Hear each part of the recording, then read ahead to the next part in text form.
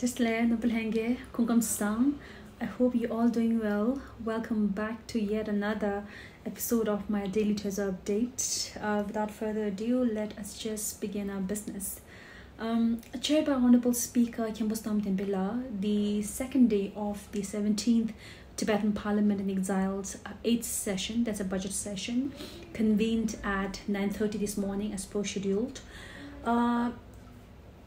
According to the revised list of business, the motion for the official obituary for Norway-based former Tibetan parliamentarian and activist Chunda Korinla, who passed away day before yesterday on 10th September 2024, was tabled with observation of a minute of silence for her. The session then proceeded towards continuation of yesterday's debate on the 2023 to 2024's overall concise report of the Department of Home's Nangsi Lehu. The deliberation by about 25 members of the House for the undertaking of the department were clarified by Sikum Silla, the incumbent colonel of the department. So the questions, the queries and suggestions by these Chitus addressed upon various issues, including concerns for housing crisis and housing poverty, if I can put it that way, faced especially by the newly arrived Tibetans, apart from the need of housing regulations as the housing facilities get distributed.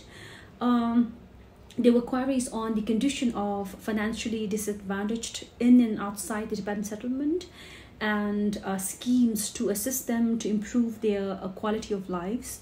There were several deliberations on youth unemployment issues in India and Nepal, and remarks on crucial role that CTA can play in employment generation as well as their capacity building.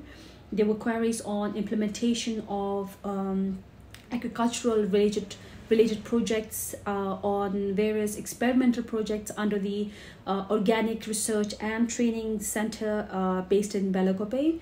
There were queries on, actually I raised it, on possible visit by the Department Kalyan to some carefully selected Tibetan winter cellar regions to examine their condition, which could determine Kasha's future sustainability projects and policies around it.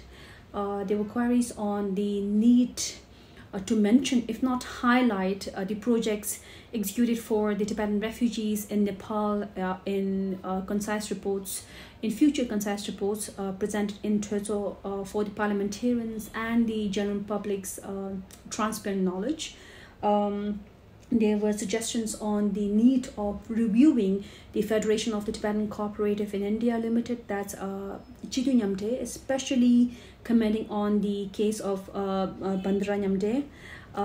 There were suggestions on the execution of Tibetan Rehabilitation Policy 2014 in India, on the Emergency Relief Fund for the victims of flood and landslide in Kullu, and actually many cases. Sikum Silla, the incumbent colonel of the department, provided his requisite answers to all the suggestions, queries in the House.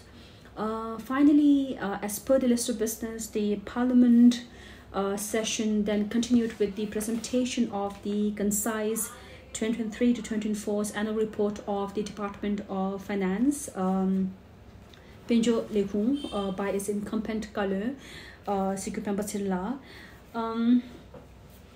This was followed by the presentation of Chitu Gules, that's the Parliamentary Standing Committee's reviewed report on the detailed 2023 to 2024's annual report of the Department of Finance received by them ahead of a few months. So after the motion for debate on the aforementioned report was tabled, the incumbent Kalu Sikum Silla read out the departmental clarifications to the reviewed report by the Standing Committee.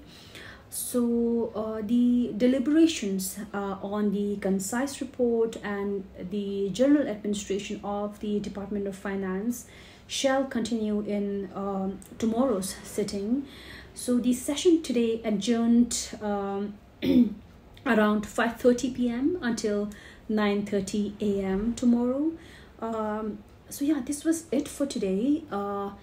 So if you are interested to know more about any sort of projects that CTA is implementing in various shija, you must check in today's tutorial. Yeah, so this was pretty much it for today. We covered debate and deliberation on Department of Homes. Now, Dara Nisha, so I think 13 Dara Samshahi, I'll wrap up today's review and get back to you tomorrow. Let's say, Tasle.